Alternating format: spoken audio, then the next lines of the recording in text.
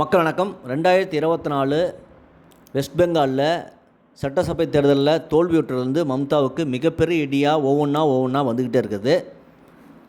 நடந்து முடிந்த 2024 வெஸ்ட் பெங்கால் சட்டசபை தேர்தலில் பாஜக மொத்தமுள்ள 294 இடங்களில் 208 இடங்களை கைப்பற்றி மிகப்பெரிய கட்சியாக வளர்ந்து தற்போது அங்கே ஆட்சியை பிடித்திருக்கிறது.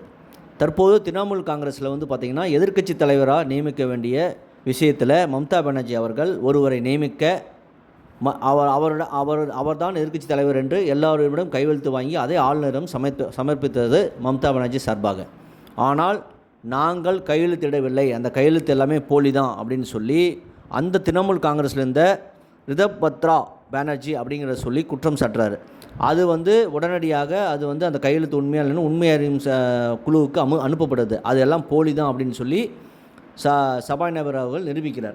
உடனடியாக இந்த ரிதபத்ரா பானர்ஜி தலைமையில் மொத்தமுள்ள 80 எம்எல்ஏக்களில் 59 எம்எல்ஏக்கள் தனியாக பிரிஞ்சு எங்களை தான் எதிர்க்கட்சி தலைவராக நீங்கள் ஏற்றுக்கொள்ளணும் அப்படின்னு சொல்லி அந்த ரிதபத்ரா பானர்ஜியோட தலைமையில் ஒரு குழு சென்று ஆளுநரிடம் கடிதம் வழங்குகிறார். ஆளுநரும் அதை ஏற்று அவரிடம் எதிர்க்கட்சி தலைவராக இருக்க அனுமதிக்கிறார்.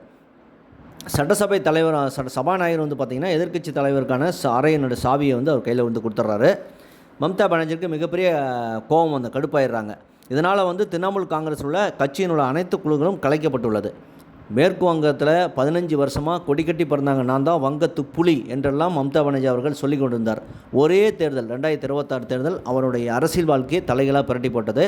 இது மட்டுமில்லை, இன்னொரு பேரிடி மம்தா பானர்ஜிக்கு இருக்குது. என்னென்னா, லோக்சபாவில் மம்தா பானர்ஜிக்கு 29 எம்பிஸ் இருக்காங்க. அதில் 15 எம்பிஸ் நாங்கள் பாஜகவில் இணைஞ்சிக்கிறோம் அப்படின்னு சொல்லி கடிதத்தை கொடுக்க தயாராக இருக்காங்க. ஆனால் பாஜக தலைமை அதை ஏற்றுக்க அனுமதிக்கலை.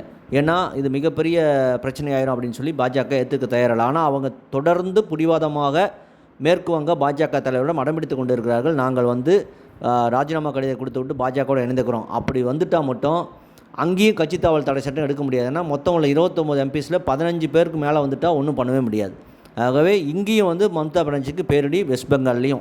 ஆகவே மம்தா பானர்ஜி ஒரு காலத்தில் வங்கத்து புலின்னு சொன்னாங்க, இந்தி கூட்டணி பாஜக மோடியை ஒழிச்சிட்றேன் அப்படின்லாம் சொன்னாங்க. ஆனால் மேற்கு வங்க மக்கள் மம்தா பானர்ஜிக்கு நல்ல ஆப்பு கொடுத்துட்டாங்க. அதே மாதிரி தான் இங்கே ஸ்டாலின் தமிழ்நாட்டுக்கும் டெல்லிக்கும் தான் போட்டி, இது அந்த அணி இந்த அணி, இது டெல்லி அணியா இல்லை தமிழ்நாட்டு அணியான்னு சொல்லிட்டு இருந்தாலும் கொளத்தூர் தொகுதியிலே தோற்க முடியாத முதலமைச்சராக இருந்த ஸ்டாலின் அவர்கள் தோற்று போயிட்டார், வெற்றி பெற முடியாத.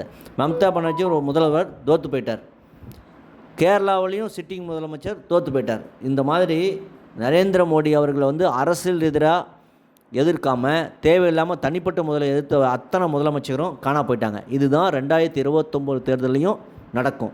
மம்தா பானர்ஜிக்கு கட்சியிலே நடக்க ஆப்பு, நாளைக்கு இந்தியா லெவலில் அவருக்கு இன்னொரு ஆப்பு நடக்க போகுது. இதை பற்றி உங்களுக்கு கருத்து என்பதை கமெண்ட் செய்யுங்க. சேனலை ப்ளீஸ் சப்ஸ்கிரைப் அண்ட் ஷேர் செய்யுங்கள். நன்றி, வணக்கம், ஜெய்ஹிந்த்.